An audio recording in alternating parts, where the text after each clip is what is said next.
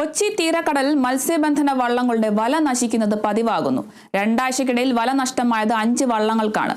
തൃശൂർ അഴീക്കോട് നിന്നും കൊച്ചി തീരത്തേക്ക് മത്സ്യബന്ധനത്തിന് പോയ തത്വമസി എന്ന വള്ളത്തിലെ വലയാണ് ഏറ്റവും ഒടുവിൽ നശിച്ചത്. കടലിൽ അപകടത്തിൽപ്പെട്ട കപ്പലിൽ നിന്നും മുങ്ങിത്താഴ്ന്ന കണ്ടെയ്നറിൽ കുടുങ്ങിയാണ് വല നശിക്കുന്നതെന്ന് തൊഴിലാളികൾ പറയുന്നു. ഏകദേശം 10 ലക്ഷം രൂപയുടെ നഷ്ടമുണ്ടായതായി തൊഴിലാളികൾ പറയുന്നു. കൊച്ചി തീരത്തു നിന്നും 18 നോട്ടിക്കൽ മൈൽ അകലെയായിരുന്നു സംഭവം. കടലിൽ മുങ്ങിക്കിടക്കുന്ന കണ്ടെയ്നറിൽ കുടുങ്ങിയാണ് വല നശിച്ചതെന്ന് തൊഴിലാളികൾ പറയുന്നു.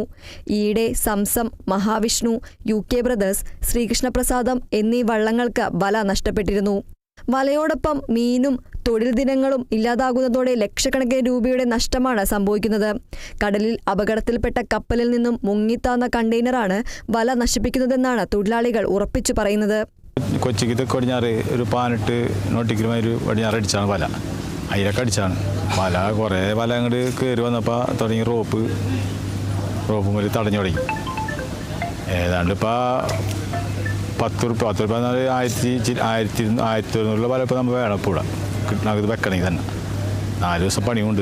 ഇത്തരം സംഭവങ്ങൾ തുടർച്ചയാകുമ്പോൾ കൊച്ചി തീരത്തെ മത്സ്യബന്ധനം തൊഴിലാളികൾക്ക് പേടി സ്വപ്നമായി മാറുകയാണ്.